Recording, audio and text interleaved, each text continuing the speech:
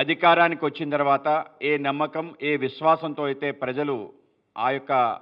పీఠం పైన కూర్చోబెట్టారో, 13 సంవత్సరాల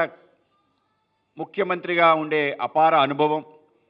దాంతోపాటు ఒక రాష్ట్రాన్ని దేశంలో ఏ రాష్ట్రం కూడా అభివృద్ధి చెందని విధంగా అభివృద్ధి చేయటం, అత్యంత ప్రతికూల వాతావరణంలో అనేక ప్రత్యర్థుల యొక్క కుట్రలతో, ప్రపంచవ్యాప్త మీడియా యొక్క సహాయ నిరాకరణతో ఒక విచిత్రమైన పరిస్థితి ఏ నాయకుడికి రాని విధంగా రావటం, దానన్నింటినీ ఎదుర్కొని ఏ విధంగా నిలబడి ఆ రాష్ట్రాన్ని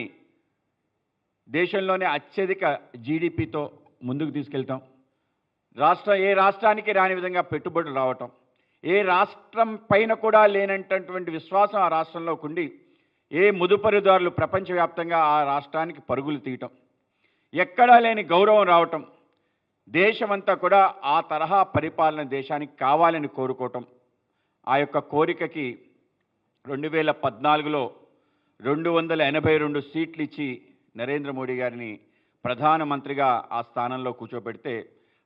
నేను ఈ దేశానికి ప్రధానమంత్రిని కాదు, ప్రధాన సేవకుణ్ణి, సేవకుడుగానే నా యొక్క జీవితం ప్రారంభించాలి కనుక సేవకుడుగానే ఉంటానని చెప్పి వినమ్రంగా ఆ యొక్క పార్లమెంట్ మెట్లుకి నమస్కారం చేసి పార్లమెంట్లో అడుగుపెట్టి డాక్టర్ బిఆర్ అంబేద్కర్ గారి యొక్క స్మరణ చేసి ఆయన కానీ పుట్టుండకపోతే నాలాంటి ఒక అత్యంత పేద కుటుంబంలో పుట్టిన వ్యక్తి దేశ ప్రధానమంత్రి అయ్యే అవకాశం లేదంటూ తన యొక్క ప్రస్థానాన్ని ప్రారంభించి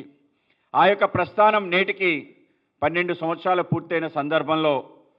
ఆ నమ్మకానికి ఏదైతే ధీటుగా దేశవ్యాప్తంగా జరిగిన అభివృద్ధి,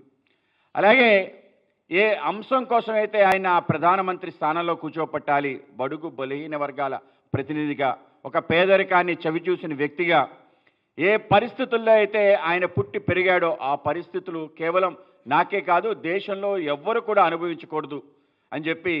ఆయన చేసిన అనేక రకాల పథక రచన కానీ, అనేక రకాల కార్యక్రమాలు కానీ ప్రపంచం వీస్తుపోయే విధంగా, దేశం యొక్క ఏదైతే పోవర్టీ రేట్ ఉందో సుమారు 31.8% ఉంటే ఇవాళ అది 11% తీసుకురావటం,